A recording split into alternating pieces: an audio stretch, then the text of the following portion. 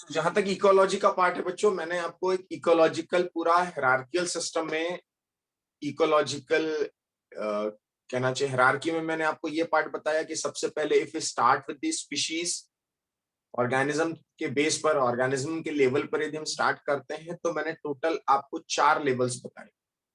पहला लेवल मैंने बताया that was organism ecology which deals with the physiological adaptations और interaction of that particular environment with a particular species that is variable species to species. तो organism level ecology यानी species ecology या species के level की ecology में हम लोग physiological adaptations पढ़ते हैं, और उस फिजियोलॉजिकल एडाप्टेशन में टेम्परेचर, सॉइल, पीएच, ना सिर्फ प्लांट बल्कि एनिमल्स के भी एडाप्टेशंस को हम लोग समझते हैं। That is first level, that is level of organism level और फिजियोलॉजिकल इकोलॉजी। यानी पहला लेवल हो गया ऑर्गेनिज्म लेवल इकोलॉजी, या उसे हम कहते हैं फिजियोलॉजिकल इकोलॉजी, जिसमें आप केवल ऑट इकोलॉजी की या ग्रुप ऑफ डिफरेंट स्पीशीज की यदि बात करने जाएं आप तो वो सिन इकोलॉजी है, बट इसमें आप ऑट इकोलॉजी का स्टडी करें। इससे ऊपर यदि आप पढ़ते हैं तो सेकंड स्टेप पर आता है, सेकंड लेवल आता है पॉपुलेशनल लेवल इकोलॉजी। पॉपुलेशनल लेवल इकोलॉजी में आप इंडिविजुअल के कैरेक्टर्स को ना पढ़कर हम एक पॉपुलेशनल कैरेक्टर्स या पॉपुलेशनल एट्रीब्यूट्स को पढ़ते हैं। लाइक इंडिविजुअल का डेथ है, बर्थ है, बट किसी पॉपुलेशन का डेथ रेट होगा या बर्थ रेट होगा, इंडिविजुअल का सेक्स हो सकता है, एज हो सकता है, लेकिन पॉपुलेशन का सेक्स रेशो होता है, एज रेशोज होते हैं या एज पिरामिड्स होते हैं। तो इंडिविजुअल लेवल इकोलॉजी जो कि फिजियोलॉजिकल इकोलॉजी थी, जो कि एडाप्टेशन से डील करती थी, उससे एक स्टेप यदि हम ऊपर जाते हैं तो अब एज अ ग्रुप पॉपुलेशन का डिस्कशन करते हैं, जिसमें केवल पॉपुलेशनल कैरेक्टर्स को डिस्कस किया जाता है। उससे एक लेवल और ऊपर जाते हैं तो तीसरा आता है community level ecology. Community level ecology का मतलब होता है जब आप पॉपुलेशन में कंसिडर की जाने वाली स्पीशीज के किसी दूसरी स्पीशीज से इंटरैक्शन की बात करते हैं। ऑर्गेनिज्म लेवल इकोलॉजी में आपने एक स्पीशीज का उसके एनवायरनमेंट से डील किया, पॉपुलेशनल इकोलॉजी में आपका उस इंटरैक्शन से डील न करते हुए आपने पॉपुलेशन के कैरेक्टर से डील किया, जबकि कम्युनिटी लेवल इकोलॉजी में आप ऐसी 2 या ज्यादा पॉपुलेशंस के इंटरैक्शन से डील करते। That is known as community level ecology. यानी जहां पहले लेवल पर आप एडेप्टेशंस लर्न करते हैं, सीखते हैं, दूसरे पर आप पॉपुलेशनल कैरेक्टर सीखते हैं, तीसरे पर आप उन पॉपुलेशन के इंटरैक्शन को डील करते हैं। That is community level ecology. और इससे चौथा ऊपर जाते हैं आप तो एक ऐसे सिस्टम से डील करते हैं जहां पर बायोटिक और अबायोटिक फैक्टर्स इंटरैक्ट कर रहे हो और बायोटिक फैक्टर को जाने अनजाने इन्फ्लुएंस कर रहे हैं। उसको हम कहते हैं इकोसिस्टम इकोलॉजी। तो उस इकोसिस्टम इकोलॉजी में जब आप पढ़ते हैं तो उसके 4 एस्पेक्ट्स पढ़ते हैं। एक पढ़ते हैं आप उसकी प्रोडक्टिविटी, एक पढ़ते हैं एनर्जी फ्लो, एक पढ़ते हैं decomposition, and fourth one is I think anyone, nutrient cycling. Nutrient cycling. कौन बोला?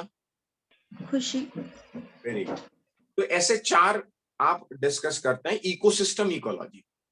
यानी 4 लेवल की इकोलॉजी मैंने बताई। पहले पे एडाप्टेशन, दूसरे पे पॉपुलेशन कैरेक्टर, तीसरे पे पॉपुलेशन के इंटरैक्शन, और चौथे पर कंपोनेंट ऑफ एन इकोसिस्टम, इसका डील कर। So let us start with the first and very basic, that is organism level ecology, और I should say the species level ecology. सो मैंने आपको कुछ टर्मिनोलॉजीज बताई, community, niches, autecology, synecology. हाँ बोलिए, एनी डाउट? इकोसिस्टम इकोलॉजी को ही NCERT में बायोम बोला क्या, बायोम इकोलॉजी बोला क्या? देखिए बायोम क्या होता है, बायोम उसका पार्ट इसलिए है कि इकोसिस्टम में हम अबायोटिक और बायोटिक दोनों का डील करते हैं। बायोम यूजुअली हम उस फ्लोरा और फौना की बात करते हैं जो पर्टिकुलर किसी इकोसिस्टम में हो। लाइक मैंने कह दिया चेरापूंजी रेन फॉरेस्ट, तो मैं इकोसिस्टम तो बता ही रहा हूं, मैं बायोम बता रहा हूं, क्योंकि मैंने वहां पर वेजिटेशन बता दिया कि रेन फॉरेस्ट, और रेन फॉरेस्ट होने का मतलब वहां का वेजिटेशन, वहां का फ्लोरा, वहां का फौना, वो मैंने स्पेसिफाई कर दिया कि वो रेन फॉरेस्ट। तो बायोम और इकोसिस्टम में कुछ अलग नहीं है। हाँ, मैंने स्पेसिफाई किया है वेजिटेशन, फ्लोरा, फौना, तो वो biome. Agree? Yes sir. Perfect. तो मैं समझता हूं पहले 2 पेजेस पर कोई प्रॉब्लम नहीं है। और एक डेफिनेशन वहां पर दी गई है, ecology is basically concerned with 4 level of biological organization: organism, population, communities and biomes, जिसे मैंने लास्ट में इकोसिस्टम आपसे कहा, क्योंकि वहां पर फ्लोरा फौना मेंशन कर दिया गया, राइट? ओके। और उसके ऊपर डेफिनेशन दी गई, ecology is a subject which studies the interaction among organisms and between the organisms and it's physical environment.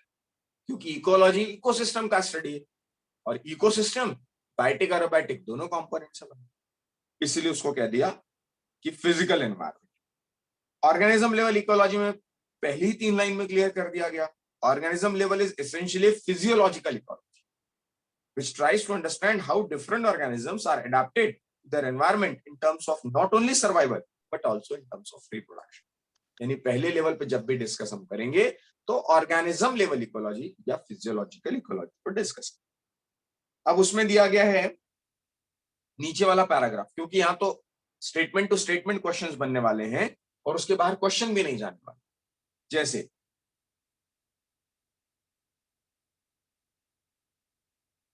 these variations together with annual variations in precipitation account for the formation of major biomes such as desert, rainforest and tundra। अब variations किसमें? तो annual variations in intensity and duration of temperature, और इसी temperature की वजह से seasons अलग अलग बने। तो इसका स्टेटमेंट का मतलब सिर्फ इतना हुआ कि ऐसे कई सारे वेरिएशंस रिस्पॉन्सिबल होते हैं डिफरेंट बायोम्स के बनने के पीछे। तो डायग्राम के नीचे उन्होंने स्पेसिफाई कर दिया, regional and local variations within each biome lead to the formation of wide variety of habitat. तो बायोम के अंदर यदि रीजनल लेवल पर, लोकल लेवल पर चेंजेस आ रहे हैं, टेम्परेचर में चेंजेस आ रहे हैं या अबायोटिक फैक्टर्स में चेंजेस आ रहे हैं, तो यही रिस्पॉन्सिबल है डिफरेंट हैबिटाट के बनने के पीछे। परफेक्ट। एक सी वाटर में, ओशनिक वाटर में यदि मैं बात करूं तो कुछ फिशेस बहुत डेप्थ में रहती हैं, कुछ फिशेस बीच वाले जोन में रहती हैं, कुछ फिशेस अपर सरफेस पर रहती हैं। किसी ओशनिक वाटर बॉडी या किसी भी वाटर बॉडी का 3 जोन डिस्टिंक्ट होता है। ऊपर वाला zone, anyone can tell me what is the upper zone is known as? Anyone can tell me what is the upper zone is known as? Lentic. बोला littoral. Apoorva बोली littoral. Okay, ऊपर वाला littoral. दूसरा limnetic. Limnetic. तीसरा profundal. Profundal या benthic ना। अब ये 3 जोन जो मैंने आपको बताए बच्चों, लिटोरल, लिम्नेटिक और बेंथिक, इसको समझिए कि इसी वजह से एक्वेटिक सिस्टम की स्टडी लिम्नोलॉजी कहलाती है। क्योंकि आप मुझसे पूछेंगे तो सबसे ज्यादा डाइवर्सिटी आपको कहां मिलेगी? यहां पर एक्सट्रीम होगा, क्योंकि प्रेशर को टॉलरेट करने वाले ऑर्गेनिजम्स ही रह पाए। यहां पर भी एक्सट्रीम ही होगा जो हायर टेम्परेचर में सर्वाइव कर जाए। लेकिन लिम्नेटिक जोन एक ऐसा जोन होगा जहां पर वाइड वेराइटी ऑफ हैबिटाट के आपको ऑर्गेनिजम्स मिले। भाई क्यों? यहां पर चेंज आने के बहुत ज्यादा चांसेस नहीं है, यहां पर चेंज आने के बहुत ज्यादा चांस नहीं। लिम्नेटिक जोन एक ऐसा जोन है जहां पर चेंजेस आ सकते हैं। ज्यादा टेम्परेचर हुआ, ऊपर वाले को तो टेम्परेचर का आदत है, नीचे वाले में पेनिट्रेशन लाइट का हो नहीं रहा है, तो चेंजेस आना किस में है? बीच। इसलिए वाइड वैरायटी ऑफ हैबिटाट बनने का नंबर आ जाता है, डाइवर्सिटी बनने का नंबर आ जाता है। इसीलिए उस सिस्टम के स्टडी को लिम्नोलॉजी कहा जाता है। ये ध्यान रखिए, लिटोरल, लिम्नेटिक और बेंथिक, है ना। तो इन तीनों में जो यहां पर स्टेटमेंट दिया था, regional and local variations within each biome lead to the formation of wide variety of habitat. तो हैबिटाट के बनने के पीछे जो रिस्पॉन्सिबल है, दिस इज वेरिएशंस। नीचे की लाइन भी काम की है। On planet earth Life exists not just a few favorable habitat, but even in extreme and harsh habitat. Scorching Rajasthan desert, perpetually rain-soaked Meghalaya forest, deep ocean trenches, torrential streams, permafrost polar regions, high mountain top, boiling thermal springs, and sticking compost pits, to name a few. Even our intestine is a unique habitat for hundreds of species of microbes. Intestinal flora का अपना एक अलग ही habitat है. इन ऐसे कुछ habitats के नाम दिए गए. But उस diagram को, though from last few years we are not observing that diagram based questions are there, but diagram से questions आ सकते. डायरेक्ट डायग्राम बनना पूछा जाए तो यहाँ का जो डायग्राम बताता है, यदि आप एडजेसेंट पेजेस पर देखें तो आपको दो डायग्राम्स दिखते, एक ये वाला है और एक ये वाला है. तो ये जो पहला वाला डायग्राम है, ये डायग्राम जो आपको बताता है, ये मेजर बायोम्स बताता है global level. It shows the major biomes at a global level. जबकि दूसरा पेज, सेकंड पेज पर जो बताता है, that is major biomes of India. तो पहला जो मेजर बायोम्स है फिगर 13.1, उसमें यदि आप देखेंगे तो arctic and alpine, coniferous, temperate, tropical, desert और ग्रासलैंड. यदि मैं इसको just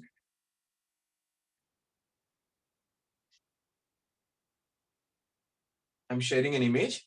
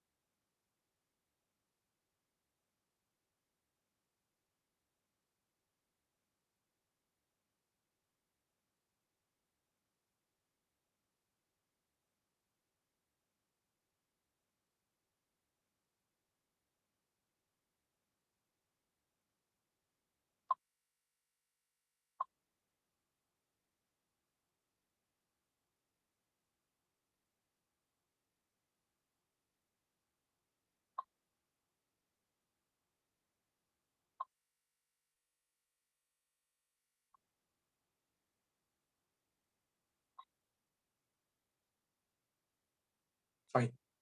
I hope you can see the screen. Yes, sir. यहाँ पर आपको जो बताया जा रहा है, biome distribution with respect to annual temperature and precipitation. इस पर सवाल तो कैसा आएगा मुझे नहीं पता. मतलब डेफिनेटली डायग्राम बेस्ड डायरेक्ट नहीं आता है, तो आपसे फिल इन द ब्लैंक्स करने के लिए एबीसीडी करके नहीं पूछा जाएगा. बट पूछ भी लिया गया तो गॉड नोस. तो आपको इसमें कोई एक्स और वाई एक्सिस के कोई वैल्यूज याद नहीं रखनी है. आपको जो ध्यान रखना है उसके लिए मैंने शेयर किया स्क्रीन कि ट्रॉपिकल फॉरेस्ट जो है, नाम से समझ में आ रहा है ट्रॉपिकल. अच्छा, कैन यू टेल मी कि एक ग्लोब पर, ऑन आवर ग्लोब, इक्वेटर का रीजन कौन सा कहलाता है? ट्रॉपिकल या टेम्परेट या सब ट्रॉपिकल या सब टेम्परेट? Tropical. यानी जो इक्वेटर है उसको अपने कह दिया ट्रॉपिकल.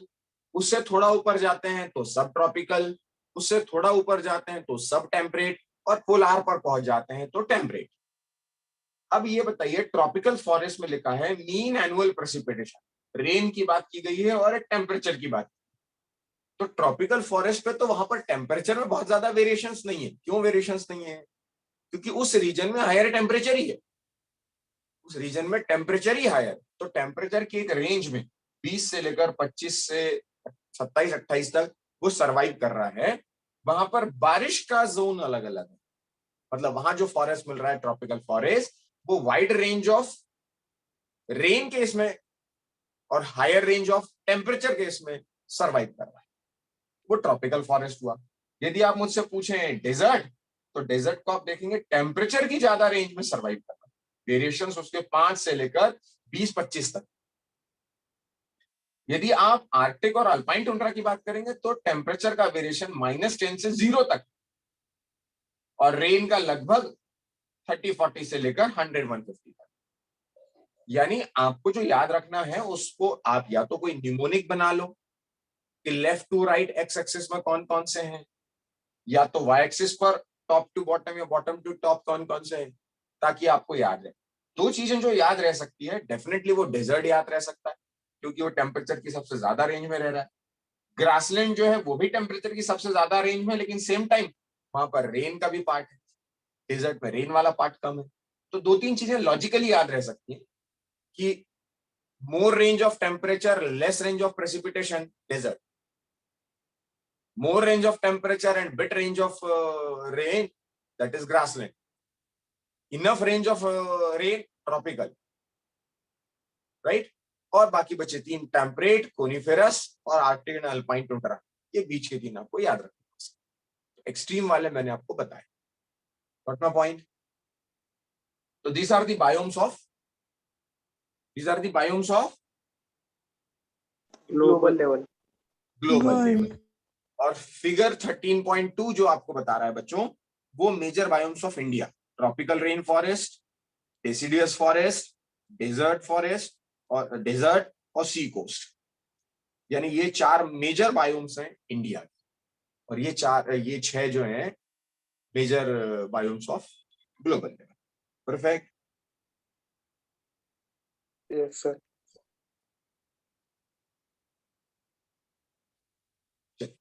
तो ये मैंने आपको बताया पेज नंबर 220, और मेरे हिसाब से मैंने एक भी स्टेटमेंट नहीं छोड़ा। पेज नंबर 220 पर मैंने एक भी स्टेटमेंट नहीं छोड़ा। उसमें आपको कोई डाउट किसी पैराग्राफ में आया हो तो मुझे बताओ। सर, हाँ सर वो इकोलॉजी की डेफिनेशन है ना, उसमें अमॉन्ग ऑर्गेनिज्म और बिटवीन द ऑर्गेनिज्म में डिफरेंस क्या है? नहीं समझा, क्या बोले?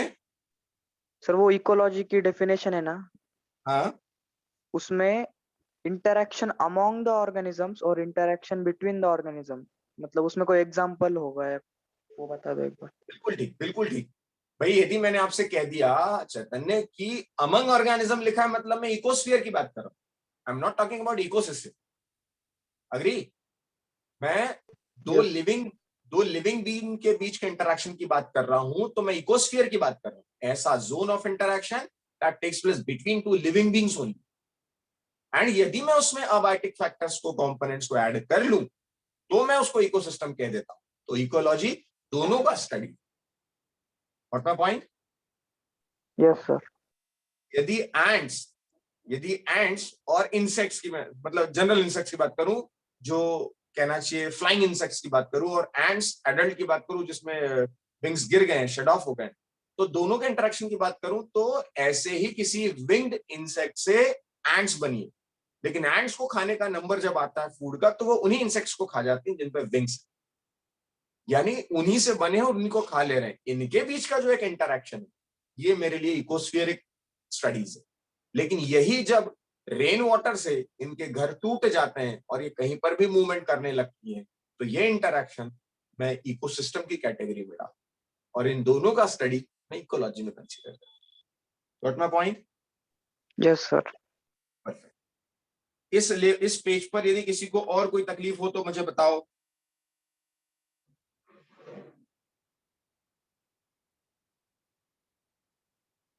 चलिए, अब मैं बच्चों एक छोटा सा टेबल आपको बनवाना चाहूंगा जिसमें कुछ और क्लियरिटी हम लोगों को आए इसी पेज से कंसर्न। मैंने आपको, if I am talking about biotic factors, तो डेफिनेटली दो ही फैक्टर हो सकते हैं, या तो ऑटोट्रॉफ हो या तो हेटेरोट्रॉफ। परफेक्ट। ऑटोट्रॉफ और हेटेरोट्रॉफ मिलकर बायोटिक वो बनाते हैं, पीएच, सॉइल, टेम्परेचर, ये मिलकर अबायोटिक बनाते हैं, है ना? तो इसमें एक स्टेटमेंट जो मैंने स्टेट बोर्ड से नोट किया था,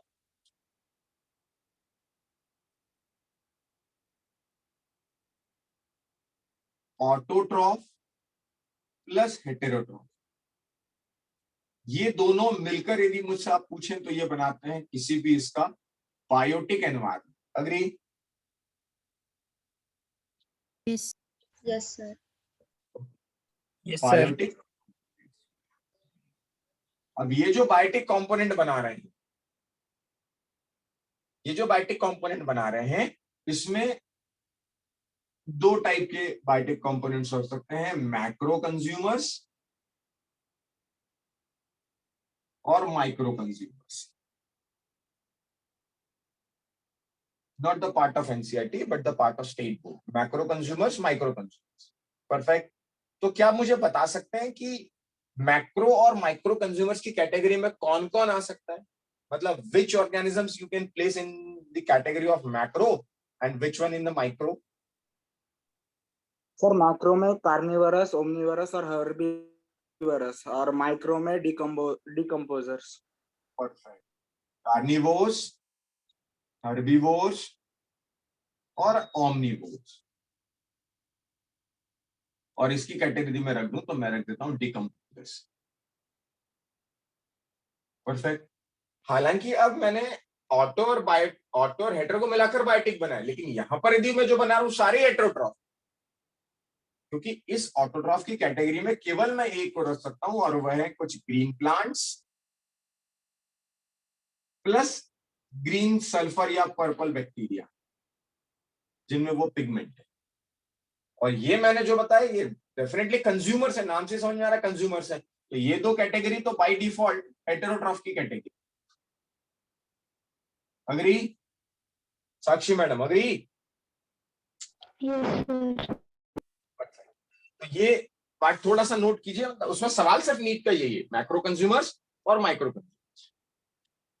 राइट. चलिए नेक्स्ट पेज पर आते हैं, पेज नंबर, क्योंकि इकोलॉजी जो है वो वर्ड टू वर्ड चलना पड़ेगा, सेंटेंस टू सेंटेंस चलना पड़ेगा. What are the key element that lead to so much variation in the physical and chemical conditions of different habitat? Anyone can tell me the answer of this question? Sir, temperature. Yes, temperature, water, soil, light, ये सारे वो factors हैं जो अबायोटिकली influence करते हैं. यानी biotic और abiotic, इस कंपोनेंट में तो मैंने ये सारी चीजें रख दी. मैं यहीं पर यदि सेम टाइम बायोटिक कंपोनेंट्स को भी दे रखना चाहूं तो बायोटिक कंपोनेंट्स के ये अबायोटिक कंपोनेंट्स के ये बायोटिक कंपोनेंट्स हो गए. और यदि अबायोटिक कंपोनेंट्स की मैं बात करूं,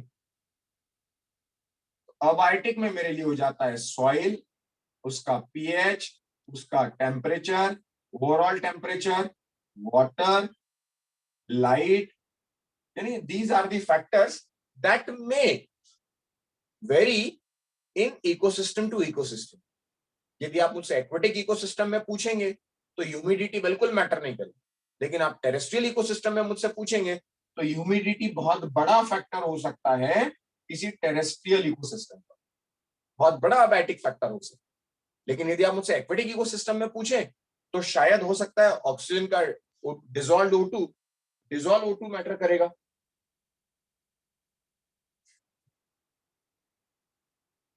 हेलो,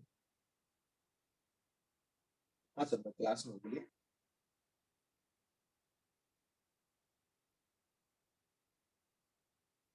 सर आवाज नहीं आ रहा है, आप ग्रुप में मैसेज डाल दीजिए, आप हॉस्पिटल में हैं.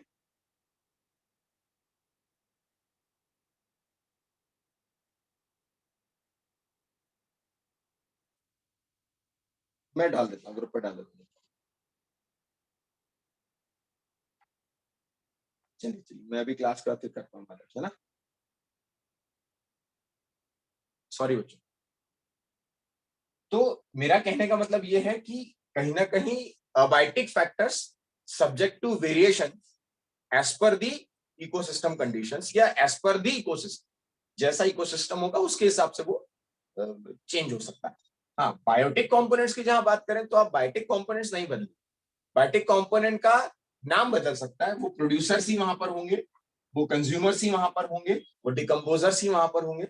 हाँ, लेकिन अबायोटिक फैक्टर्स इकोसिस्टम के अकॉर्डिंगली चेंजेबल हो सकते हैं, वेरिएबल हो सकते हैं. Understood? Yes, sir. Yes sir. Yes, sir. The most important ones are temperature, water, light and soil, ये दिया हुआ है. और वहीं पर यदि बात करते हैं बायोटिक कंपोनेंट्स की तो हाईलाइट कर लेना है आपको, pathogen, parasite, predator and competitors. Pathogen, parasite, predator and competitors. अब पैथोजन की बात करते हैं तो डेफिनेशन वाइज देखें तो all those organisms that can cause a disease are pathogens, है ना. Parasites, the organism or which complete at least one stage of their life cycle in or on the body of host.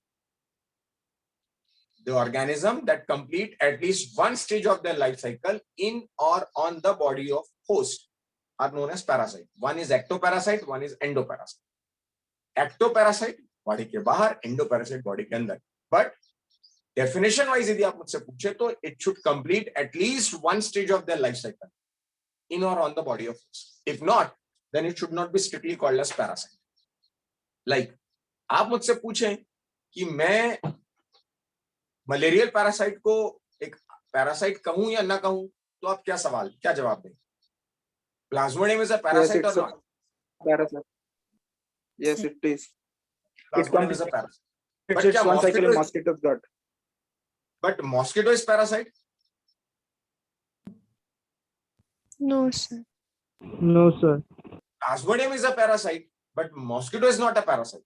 Because mosquito भी ले रहा है, nutrition आपसे ले रहा है, बांत आपसे ले रहा है, ब्लड सक कर रहा है, fine.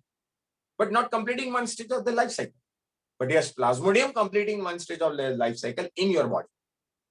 So Plasmodium will be considered as a parasite. हाँ, बट इसमें आइडियल पैरासाइट की बात आती है तो एक अलग चीज है जो मैं पैरासाइट वाले सेक्शन में आपको पढ़ाऊं. परफेक्ट. प्रेडेटर की बात मैं करूं तो प्रेडेटर स्ट्रिक्टली हेटेरोट्रॉफी है. प्रेडेटर वो भी है जब एक बर्ड इंसेक्ट को खा लेता है, वो भी प्रेडेटर है. डियर और टाइगर में टाइगर भी प्रेडेटर है. प्रेडेटर का एक अलग सेगमेंट हम लोग अलग डिटेल में, ये 4 सेगमेंट हमें अलग से डिटेल में पढ़ना है ना, तब मैं आपको और डिटेल में बताऊं. Competitors competing for the same resources. If they are competing for the same resources, they are the competitor. क्योंकि दो अलग अलग रिसोर्सेस को यदि आप उसके लिए compete, मतलब अलग अलग रिसोर्सेस के लिए तो compete ही नहीं कर सकते, उसको कंपटीशन कहेंगे नहीं आप, क्योंकि रिसोर्सेस ही अलग है. लेकिन स्टेटमेंट आगे ये कहता है कि यदि दो अलग अलग रिसोर्सेस के लिए अलग अलग जगह पर भी हो रहा है, लेकिन एक की वजह से दूसरे का रिप्रोडक्टिव पोटेंशियल डिक्रीज हो रहा हो, तो वो भी कंपीटिटर. वो कैसे डिटेल में देखते हैं अभी, क्योंकि आपने यदि ध्यान दिया हो तो पहले स्टेटमेंट उन्होंने क्लियर कर दिया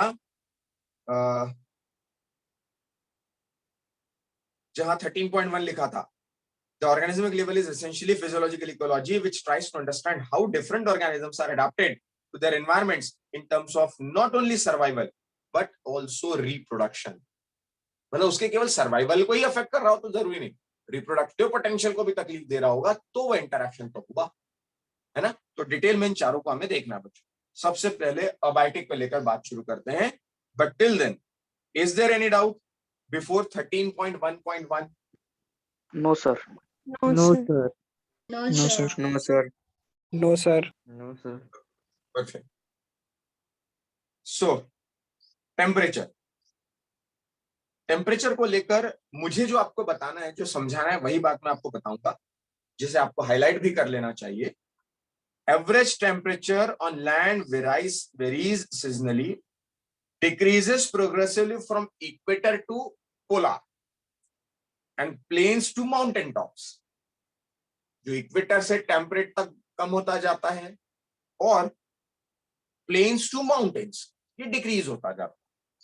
It ranges from sub-zero in polar to high altitude more than 50, that is on tropical desert.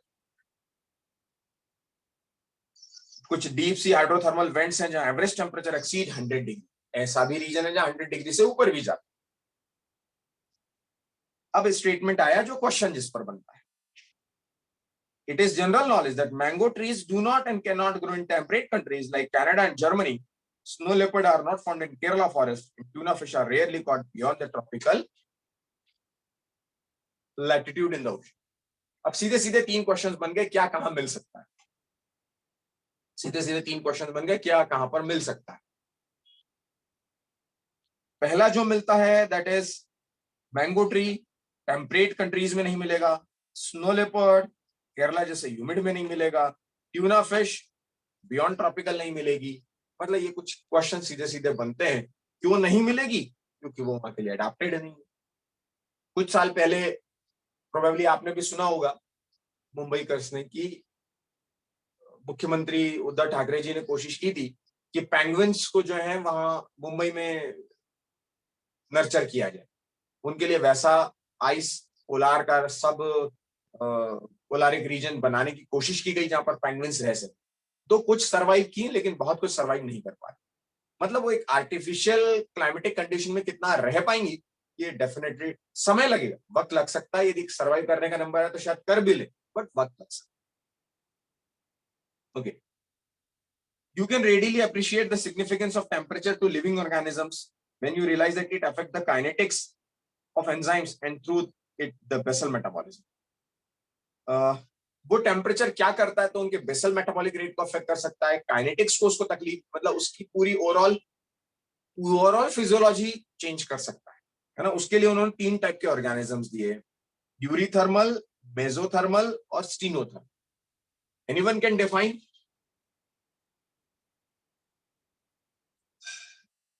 Anyone can define eurythermal, mesothermal and stenothermal? Eurythermal जो वाइड रेंज ऑफ टेम्परेचर में रह सकते हैं, स्टीनोथर्मल जो narrow range of temperature में रह सकते हैं, और मीजो जो मॉडरेट में रहते हैं। तो क्या गार्गी मैडम मैं ये समझ लूं कि एक ऑर्गेनिज्म एक्स ऑर्गेनिज्म रहता है -10 डिग्री से लेकर -10 डिग्री से लेकर 20 डिग्री तक, -10 से लेकर 20 डिग्री तक। वाई ऑर्गेनिज्म रहता है +10 से +20 तक, और जेड ऑर्गेनिज्म रहता है 50 डिग्री से लेकर 60 डिग्री तक। कौन सा यूरीथर्मल है? एक -10 से 20, एक 10 से 20 और एक 50 to 60 या 60 to 70। Which one is eurythermal? -10 to 20। -10 to 20। सब यहीं पर गड़बड़ हो गई थोड़ी सी। यूरीथर्मल आपको ये समझना पड़ेगा कि जिसका सिर्फ रेंज ही ज्यादा नहीं है तो टेम्परेचर की रेंज भी ज्यादा है। सिर्फ रेंज ही ज्यादा नहीं भाई, -10 से जो 20 तक सरवाइव कर रहा है उसे आप यूरीथर्मल की कैटेगरी में नहीं रख सकते तब जब आपको एक 60 to 70 वाला दिया गया। क्योंकि यूरीथर्मल का मतलब जैसा वर्ड आपने यूज किया कि wide range of temperature. Yes, एक -10 से लेकर 20 तक रह रहा है यार, 30 डिग्री का फर्क टॉलरेट कर रहा है, और यहाँ पर ये 10 से 15 डिग्री का टॉलरेट कर रहा है, 20 डिग्री का टॉलरेट। बट रेंज के साथ साथ टेम्परेचर भी ज्यादा है, that is eurythermal. Chaitanya, Gargi, agree? Yes sir. तो सिर्फ ये ध्यान नहीं रखना है आपको कि वाइड रेंज, बल्कि मोर रेंज ऑफ टेम्परेचर। परफेक्ट। दूसरा स्टीनोथर्मल, डेफिनेटली थोड़ा सा कम इसमें रहेगा, और एक मेसोथर्मल जो थोड़ा सा मिडिल बीच की सिचुएशन में रहेगा। Can you think of a few eurythermal and stenothermal animals and plants? Can you? Yes sir. बताइए कौन से प्लांट्स? यूरीथर्मल में रोज, और स्टीनोथर्मल में ऑर्किड्स। मतलब आपका कहना है कि ऑर्किड्स अपने यहाँ नहीं मिलते? अपने यहाँ नहीं मिलते सर। ऑर्किड प्लांट नहीं मिलते अपने? मुझे तो नहीं दिखे सर।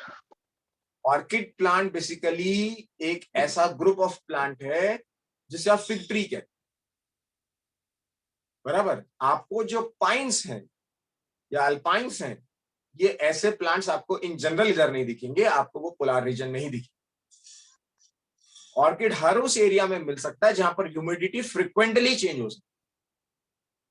बहरहाल ऐसे बहुत सारे प्लांट्स हम बता सकते हैं जो एक पर्टिकुलर, यदि मैं ग्रुप की बात करूं, bryophyta, pteridophyta, thallophyta, bryophyta, pteridophyte, gymnosperms और एंजियोस्पर्म्स।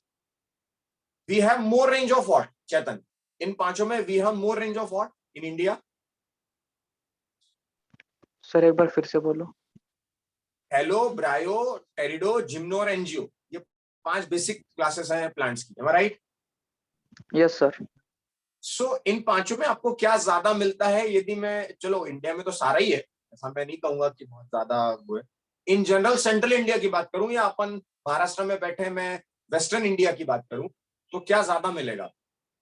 एंजियोस्पर्म्स। एंजियोस्पर्म्स। यही मैं हिमालयन बेल्ट की बात करूं तो bryophyte. Bryophyta and also gymnosperms. और मतलब अलग अलग ये वेरिएशंस हो सकते हैं। मेरा ये कहने का मतलब है कि हम एग्जाम्पल्स में भी सीधे सीधे ऐसे भी याद कर लें तो भी चलेगा कि पर्टिकुलर टेरिडोफाइट्स इधर पे ज्यादा हैं, जिम्नोस्पर्म्स कोल्ड रीजन में ज्यादा हैं, एंजियोस्पर्म्स ट्रॉपिकल रीजन में ज्यादा है, तो भी चलेगा। चेतन, ओके? Yes sir. चलिए, can you tell me some eurythermal animals? Sir humans. Humans, perfect. Can you tell me some stenothermal animals? Sir penguin. Penguins. बहुत बढ़िया। चलिए, Salmon. मतलब ठीक है, ठीक है, मतलब वो तो आप अपने जितने एग्जाम्पल याद कर सकते हैं। In recent years, there has been a growing concern about the gradually increasing average global temperature. If this trend continues, would you expect the distributional range of some species to be affected? यदि यही range मतलब यही trend चलता रहा global warming वाला, तो क्या लगता है डिस्ट्रीब्यूशन रेंज स्पीशीज की चेंज हो जाएगी क्या, या अफेक्टेड होगी क्या? हाँ सर। 100% अफेक्ट होगी, क्योंकि कहीं ना कहीं डिस्ट्रीब्यूशन टेम्परेचर से रिलेटेड तो है ही। ग्लेशियर मेल्ट होने लगेंगे, वाटर लेवल सी वाटर लेवल बढ़ने लगेगा, तो कहीं ना कहीं वहां के स्पीशीज भी चेंज होंगे, यानी definitely it will be change. अब मैं पूरा सेंटेंस ना पढ़कर बेसिक बात बताऊं तो वाटर में जो लिखा गया है, वाटर के कंसर्न में लिखा गया है, जहां स्टेटमेंट क्वेश्चंस बनते हैं, organisms living in ocean, lakes and rivers should not face any water related problem, but it is not true. ऐसा लग सकता है हमें कि यार जो एक्वेटिक ऑर्गेनिजम्स उन्हें वाटर का कोई इशू, मतलब वाटर उनके लिए लिमिटिंग नहीं हो, बट ऐसा नहीं है।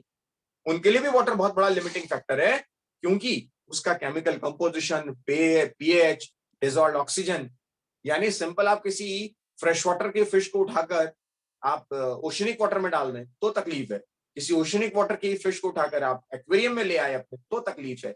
यानी ऐसा नहीं है कि एक्वेटिक ऑर्गेनिज्म को water is not a limiting factor, तो बड़ा फैक्टर हो सकता है, क्योंकि उन्होंने दिया हुआ है सॉल्ट कंसंट्रेशन इनलैंड वाटर में लेस देन 5, सी वाटर में 30 to 35 और मोर देन 100 इन हाइपरसैलाइन लेगून्स, जिसको आप यूरी हेलाइन और जिस कम रेंज में रहते हैं दैट इज स्टीनो हेलाइन। तो ये डेटा वाइज सीधा सीधा क्वेश्चन वहां से बनता है।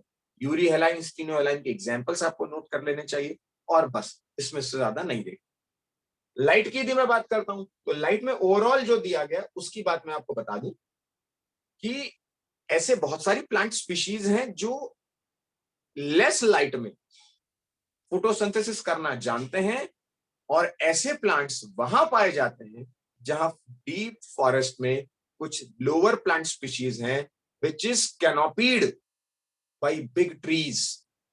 इतना बड़ा शेडेड एरिया बना लेते हैं बिग ट्रीज कि उसके नीचे के प्लांट्स को लो लाइट इंटेंसिटी में ही फोटोसिंथेसिस करने की आदत लग गई। आदत हो गई है मतलब उन्हें अवेलेबल ही नहीं है। अब यदि उन्हें सरवाइव करना है तो in due course of evolution time उन्होंने अडैप्ट कर लिया अपने आप को कि लेस लाइट इंटेंसिटी में ही हमें फोटोसिंथेसिस कर देना।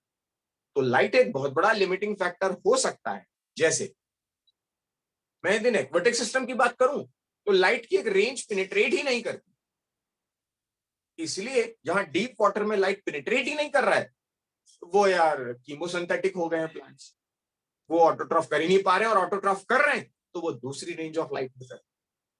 यानी लाइट एक बहुत बड़ा फैक्टर हो सकता है उनके लिए जहां पर सन जैसा सेलेशियल सोर्स अपना लाइट ही ना पहुंचा पा रहा हो। तो ऐसे ऑर्गेनिजम्स के लिए वो पैराग्राफ वहां पर दिया गया जो आपको पढ़ना है, और डेफिनेटली वहां ये भी लिखा गया है कि लाइट की इंटेंसिटी यानी आई शुड से photo periodism, duration of that light plant को तो अफेक्ट करता ही है, क्योंकि आपने पीजीआर के थ्रू पढ़ा है। आपको ऐसे भी ऑर्गेनिजम्स अभी पढ़ने हैं जो उस लाइट के इंटेंसिटी पर अपना रिप्रोडक्टिव पैटर्न चेंज कर ले।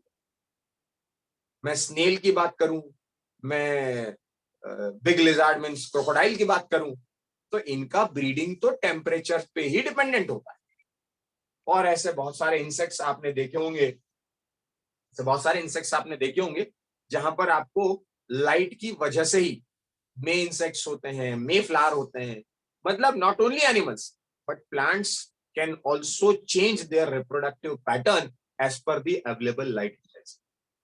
ओवरऑल लाइट का सिग्निफिकेंस वहां पर दिया गया है आपको, और शायद एक बहुत बड़ा सवाल नेक्स्ट पेज पर पूछा भी गया है, among the red, green and brown algae that inhabit the sea, which is likely to be found in the deepest water. क्या लगता है? रेड। रेड। ये आपको, हाँ, ये आपको इसलिए भी याद रख लेना चाहिए क्योंकि कहीं ना कहीं आपने बायोलॉजिकल क्लासिफिकेशन हो गया आपका या नहीं हुआ? हो गया सर। हो गया सर। प्लांट डाइवर्सिटी भी हो गया आपका? Yes sir. तो प्लांट डाइवर्सिटी में अपूर्वा मैडम आप मुझे इवोल्यूशनरी सीक्वेंस बता पाएंगी?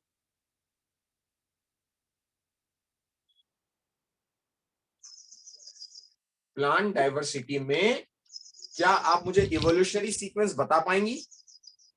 Sir algae, Thallophyta, bryophyta, pteridophyta, gymnosperm, angiosperm.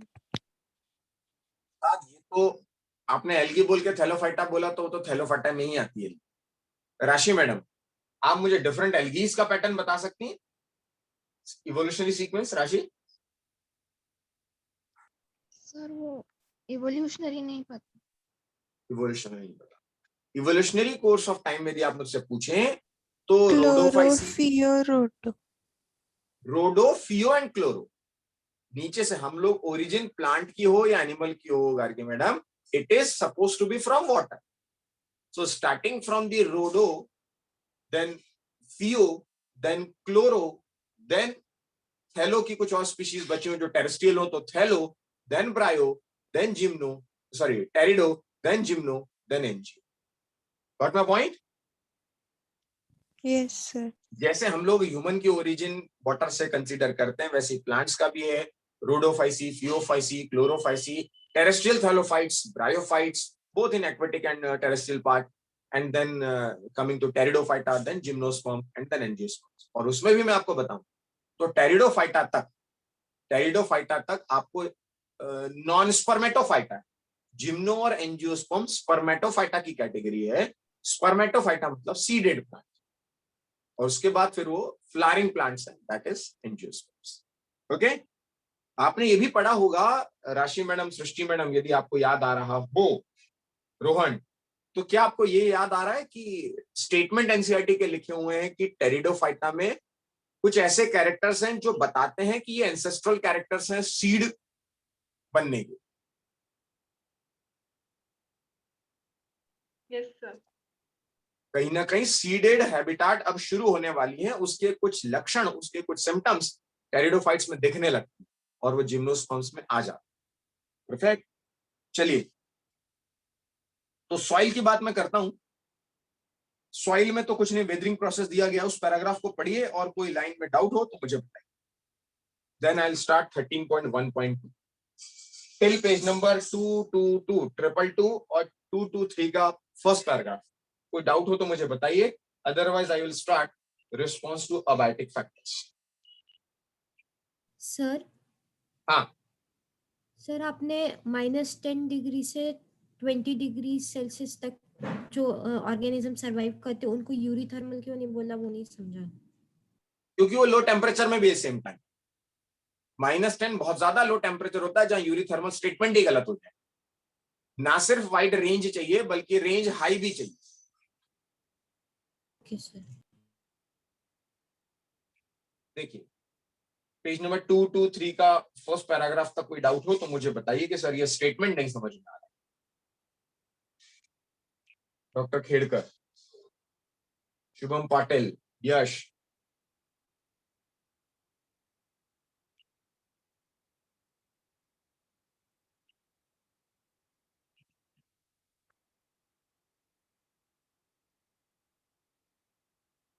Sir वो जो ग्लोबल बायोम्स थी है ना वहाँ पे, हाँ तो वहाँ पे क्वेश्चन आता है कि ट्रॉपिकल में कौन सी स्पीशीज होगी, टेम्परेट में कौन सी होगी, जीरोफाइट या मीजोफाइट, तो उस समय कैसे लगाएंगे? नो प्रॉब्लम ना भाई, जीरोफाइट, मेजोफाइट और कौन से फाइट जो भी होते हैं। जीरोफाइट आपको लगाना है डेजर्ट में, मेजोफाइट मीडियम रेंज ऑफ टेम्परेचर में आपको लगाना है। मतलब आप उसे बहुत ज्यादा टेम्परेचर की हाई रेंज में भी नहीं रख सकते, उसे आपको ग्रासलैंड में रखना पड़ेगा, बराबर। डिपेंड करता है कि आपको एग्जाम्पल ही दे दिया गया तो कुछ नहीं कर सकते, याद हो तो लगा पाओगे। लॉजिकली इतना बस कर सकते हैं कि ज़ेरोफाइट डेजर्ट में mesophyte win win situation of water and temperature, और क्या होता है xerophyte, mesophyte, hydrophytes more precipitate, rain का जहां पर ज्यादा वो दिख रहा है, मोर प्रेसिपिटेशन वाला एरिया, वहां पर लगा सकते हैं हम hydrophytes. What my point? Sir mangroves में हाँ, कौन से सर। आएंगे? मैनग्रूव्स किस में आएंगे ये पूछा जाएगा, बराबर? हाँ सर, वैसे मैनग्रूव्स जो है ये अपन ने पढ़ा है, यदि मैनग्रूव्स, मुझे जहां तक ध्यान है, मैनग्रूव्स आर सब ट्रॉपिकल ना। Mangroves, let me recall, mangroves किस बेल्ट में मिलते हैं मैनग्रूव्स?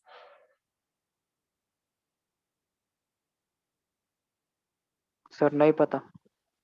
मैनग्रूव्स किस रेंज में मिलते हैं, किस एरिया में मिलते हैं, ये भी अपने को पता है तो अपन कैटेगराइज कर लें। Anyone, any idea in state board? Sir sir marshy mangroves areas को में रहते हैं। मैंग्रोव्स को बहुत सारा पानी भी चाहिए और सॉल्टी कंडीशंस भी, तो वो हेलोफाइट्स में आएगा शायद। कोस्ट के उधर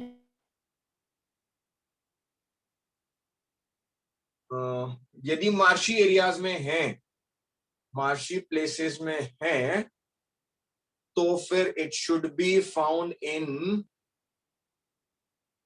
सी shore belt. I should say Sundarban area, deltas area, delta, और कहना चाहिए एक ऐसा मार्शी सर लैंड वो जहां रोहन सही बोल रहा है, हेलोफाइटा सर में ही आता है। सुंदरबन दिया है स्टेट बोर्ड में। डेल्टा तो रह गए सुंदरबन, बिकॉज वो गंगा का डेल्टा है ना, गंगा रिवर का डेल्टा है वो, तो वहां तो मार्शी मिलेगा ही मिलेगा मैनग्रूव्स। रोहन क्या कह रहे हैं? सर मैंग्रोव्स को सॉल्टी कंडीशंस चाहिए और हाई वाटर, तो वो हेलोफाइट्स में आएंगे। अग्री। तो मतलब सी शोर वाला ना, ओशनिक शोर जो रहेगा, मतलब जहां पर सी शोर वाला बेल्ट है, जहां पर सॉल्ट का कॉन्सेंट्रेशन ज्यादा है, वहां पर मिलेगा, बराबर? हाँ सर। परफेक्ट। तो ठीक है ना, वो उसी एरिया, मतलब सुंदरबन मुझे इसलिए याद है क्योंकि वो डेल्टा है, और बाई डिफॉल्ट एक कंसेप्ट उसमें ऐसा है कि वो गंगा रिवर का डेल्टा है, और वहां पर आते आते काफी लेवल तक वो हाइपरट्रॉफिक हो जाती है गंगा रिवर, तो इसलिए सुंदरबन मुझे ध्यान। और योगेश कह रहे हैं कि वो दिया भी है सुंदरबन, तो वो आएगा जिस रेंज में, तो मैं उसे फिर ट्रॉपिकल रेंज में ही डालना चाहूंगा, जहां पर सी शोर के बेल्ट हो सकते हैं, क्योंकि बाकी तो बड़े स्पेसिफाइड है। तो आई शुड से इट इन ट्रॉपिकल फॉरेस्ट, क्योंकि वहां पर रेन का ज्यादा पार्ट दिख रहा है। Chaitanya? Yes sir. Perfect. Any more doubt in this part? Otherwise, we'll go for the next one. Sir हाँ, सर ये परकोलेशन क्या होता है सॉइल में? सॉइल का परकोलेशन मतलब होता है, यूजुअली क्या है कि soil is known for holding the water, water logging के लिए सॉइल इज नोन, राशि, राइट? हाँ सर। और कुछ ऐसी होती है सॉइल, यदि आप उसमें पानी डालते हैं तो वो सीधे सीधे सीधे सीधे पानी नीचे निकल जाता है, वो होल्ड नहीं करता। परफेक्ट। हाँ। तो सॉइल में वाटर का परकोलेशन होना किसी हद तक नुकसानदायक भी है, और बिल्कुल भी परकोलेट ना होना वो भी नुकसानदायक। It should be enough potential to lock the water in soil which is available for plants. Chemically bind नहीं होना चाहिए, लॉक्ड तो हो बट केमिकली बाइंड ना हो, क्योंकि केमिकली बाइंड हो गया तो फिर वो प्लांट्स की रूट्स के लिए अवेलेबल नहीं है। तो परकोलेशन होना मतलब आई शुड से ड्रॉप बाय ड्रॉप उसमें से रिसते जाना, उसमें से निकल जाना, दैट इज परकोलेशन। राशि? हाँ सर। मुझे स्टेटमेंट बताइए, मैं ज्यादा बेटर आपको क्लियर कर पाऊंगा। मुझे स्टेटमेंट बताइए, परकोलेशन क्या लिखा? एनसीईआरटी में दिया है कि various characteristics of the soil such as soil composition, grain size, aggregation determine the percolation and water holding capacity of soil. Perfect. Various characteristics of the soil such as soil composition, grain size and aggregation determine the percolation and water holding capacity of the soil. कितना hold कर रहा है और कितना loose कर रहा है। तो परकोलेट होकर मतलब निकल जाना, वाटर का निकल जाना। ये डिपेंड करेगा उसके पार्टिकल साइज पर, उसके ग्रेन साइज पर, उसके कंपोजिशन पर, सब पे डिपेंड करेगा, राइट? हाँ सर। परफेक्ट। सर लीचिंग और परकोलेशन सेम है क्या? No. Leaching and percolation is not same. When water gets percolated, that is percolation, water percolation. But when elements percolated through the soil, they get leached. Water का leaching नहीं होता, leaching होता है soil के particles का, soil के elements का, soil के कंपोज्ड मटेरियल, वो लीच होता है. नीचे डीप में चले जाना और अनअवेलेबल हो जाना, दैट इज लीचिंग. और लीचिंग की कई साल की प्रोसेस के बाद it converts into compost and pits. Rohan, हाँ सर. ठीक है, चलिए. Now I should explain you a response to abiotic factor. इसमें भी शायद I think instead of drawing it on board, fine, I share the screen.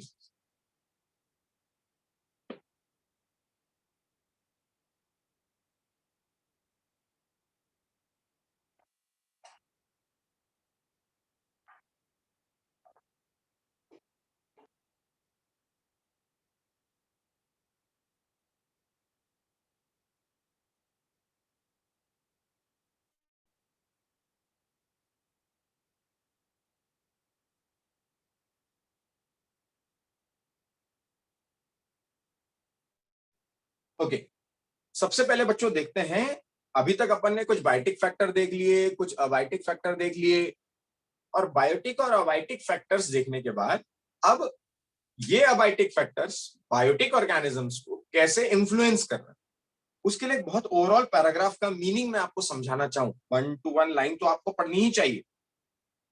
उसमें पहले 2-3 लाइन में लिखा हुआ है, how do the organisms living in such habitat cope और manage with the stressful condition.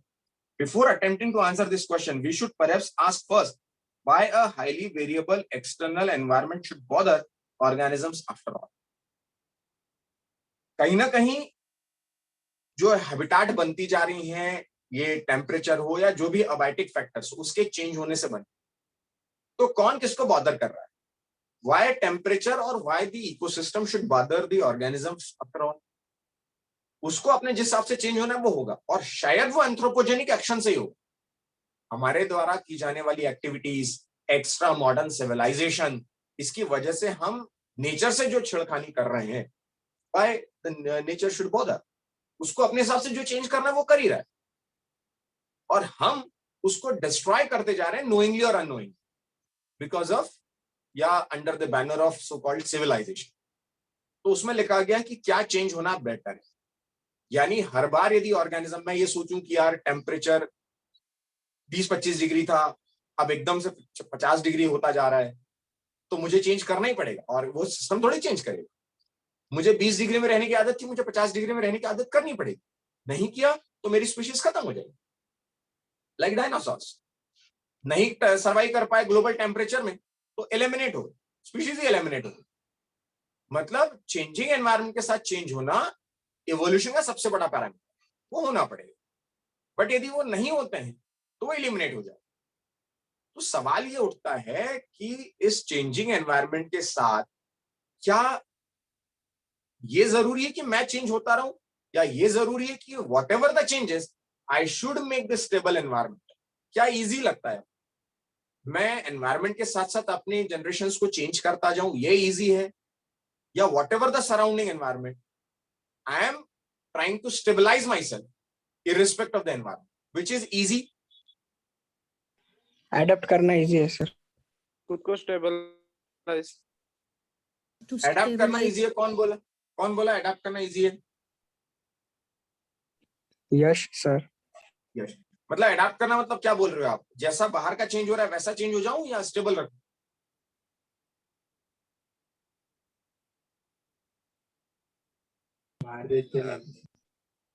मतलब बस बोल के चुप हो गया, बाकी अपने को पता नहीं. बाहर जैसा चेंज हो रहा है, बाहर जैसा चेंज हो रहा है उससे मैच हो रहा है. बाहर जो चेंज हो रहा है उससे चेंज हो जाना इजी लगे. जहां तक इजीनेस की बात है तो ये इजी तो है, बट क्या ये फिजिबल है? तो इसका सवाल का जवाब आपको मिलेगा नहीं.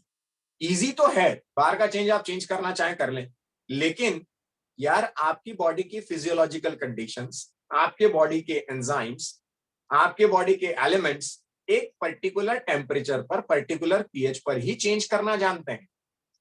यदि पेप्सिन 2 के पीएच पर काम कर रहा है तो 2 के पीएच पर काम करे. यदि पर्टिकुलर एंजाइम 37 डिग्री पर काम करे तो 37 पे ही करेगा। आप कैसे अपने आप को बाहर के एनवायरमेंट से चेंज कर लो, क्योंकि बाहर का एनवायरमेंट यदि 50 डिग्री हो रहा है तो क्या आप उस एंजाइम को 50 डिग्री पे काम कराओगे, जो कर नहीं सकता। तो कहीं ना कहीं पूरे पैराग्राफ का मतलब ये दिया गया है कि those who tries to change with the environment, जो आज भी कर रहे हैं, जो उनके लिए इजी लगता है, क्यों? क्योंकि उनके पास उतना एनर्जी लेवल नहीं। Since we have that much energy level, so we try to develop as homeostatic animals. So irrespective of whatever the outer environment is, changing environment is, we develop ourselves as a homeostatic animal. Irrespective of the environment, we maintain constant and stable environment in our body. That is, we already learn in excretory system. Am I right, Shubham? Yes sir. Yes sir. उसमें मैंने osmo regulation, osmo conformation दोनों चीजें बताई। तो हमने whatever the changing environment, हमने अपना environment stable कर लिया। हाँ, हमें एनर्जी की कॉस्ट पे करना पड़ा वो, लेकिन इवोल्यूशनरी कोर्स में हमने वो कर लिया। अब whatever the changing environment, Himalaya पे चले जाए तो एकदम मर नहीं जाएगा, और ह्यूमिड केरला में चला जाए तो एकदम नहीं मर जाएगा, हॉट डेजर्ट में राजस्थान में चला जाए तो एकदम नहीं मर जाएगा, because we try to maintain a stabilized condition, because we are homeostatic. Perfect. लेकिन अब आगे बढ़ने के पहले मैं एक पॉइंट पर छोड़ूंगा और समय दूंगा आपको कि आप पढ़िए, क्योंकि वो लॉजिकल चीज। मुझे सिर्फ ये सोचकर बताइएगा कि क्यों ऐसा हुआ फिर इवोल्यूशनरी कोर्स में हम लोग, मतलब एक ऑस्मो कन्फर्मर होता है, एक ऑस्मो रेगुलेटर। ऑस्मो रेगुलेटर वो होता है जो स्टेबल मेंटेन कर लेता है, होम्योस्टैटिक हो जाता है। ऑस्मो कन्फर्मर वो होता है जो चेंजिंग एनवायरनमेंट के साथ चेंज होता है। तो क्यों नहीं ऑस्मो कन्फर्मर ऑस्मो रेगुलेटर की तरह डेवलप हो गए, और क्यों नहीं ऑस्मो रेगुलेटर ऑस्मो कन्फर्मर की तरह डेवलप हो गए? ये मेरा सवाल रहेगा अगली क्लास के लिए, और तब मैं आपको आगे का पढ़ाऊंगा, like response to abiotic factors. Perfect. I hope आप इसे पढ़कर रखेंगे, इसे समझेंगे, इसे सॉल्व करेंगे। थ्योरी पार्ट है, मैं 1 घंटे का क्लास आपका लिया करूंगा, जिसमें आप खुद से ज्यादा पढ़ें और मुझे कम से कम एक्सप्लेन करें। Conceptual part we will discuss. Perfect. तो मेरा क्वेश्चन आपने सुन लिया, ऑस्मो कन्फर्मर क्या है, ऑस्मो रेगुलेटर्स क्या है, थर्मोरेगुलेटर्स क्या है। क्यों नहीं सारे थर्मोरेगुलेटर हो गए फिश लाइक, क्यों नहीं हम सारे ऑस्मो कन्फर्मर हो गए फिश लाइक, मतलब ह्यूमंस फिश जैसे क्यों नहीं हो गया, फिश ह्यूमन जैसे क्यों नहीं? क्यों बर्ड्स को होम्योस्टैटिक होने के बाद भी माइग्रेट करना पड़ता? यदि आप होम्योस्टैटिक है तो why you are migrating, but still you migrate. तो वो क्या रीजंस हैं, वो सारे आप कल मुझे बताएंगे। रीजन यदि आपको पता लग गए तो मुझे समझाना कम पड़ेगा, right? So leaving with some few questions, please try to read, go through NCERT and attempt it. Any doubt in today's session? Sir, हाँ बोलिए। तो जो पोइकिलोथर्म्स होते हैं और वो अपने टेम्परेचर को रेगुलेट करते हैं अकॉर्डिंग टू द सराउंडिंग्स, उनके एंजाइम्स कैसे काम करते हैं? यही तो 3-4 सवाल पे मैं छोड़ रहा हूँ कि हाउ दे आर चेंजिंग, कि उन्हें चेंज करना आसान लगा या अडॉप्ट करना आसान लगा या होम्योस्टैटिक होना आसान लगा, और यदि ऐसा है तो फिर बर्ड्स माइग्रेट क्यों कर रहे हैं जब वो होम्योस्टैटिक से चेंज कर ले रहे हैं? सारे आंसर एनसीईआरटी में, प्लीज गो थ्रू। नहीं मिलेगा तो कल की क्लास में मैं बताऊंगा, right? Yes sir. Perfect. Any doubt in today's session? Sir No sir. Sir ये स्टेटमेंट सही है कि जिसके अंदर मेटाबॉलिज्म ज्यादा होगा वो ज्यादा एनर्जी, मतलब उसके पास ज्यादा एनर्जी होगी। Perfect, perfect, no problem. तो फिर ह्यूमंस मेटाबोलाइज ज्यादा करते हैं विद रिस्पेक्ट टू जो छोटे ऑर्गेनिजम्स है। एक ऐसा स्टेटमेंट है, जो छोटे ऑर्गेनिज्म तो होते हैं उसमें मेटाबॉलिज्म ज्यादा होता है। छोटे वाले में ज्यादा होता है? क्या बोल रहे हो, पूछ रहे हो कि बता रहे हो? सर नहीं सर, फिर क्वेश्चन ये है कि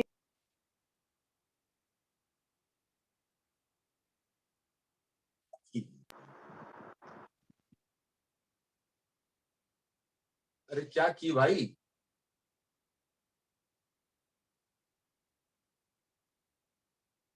सर वो एग्जिट हो गया। नो प्रॉब्लम, नेक्स्ट इसमें उसका भी क्वेश्चन डिस्कस करते हैं, उससे भी डाउट क्लियर करवाते हैं। Perfect. See you in the very next class. सारे डाउट्स को लेकर रेडी रहिएगा, बहुत इंटरेस्टिंग पार्ट आने वाला है ना। All the best.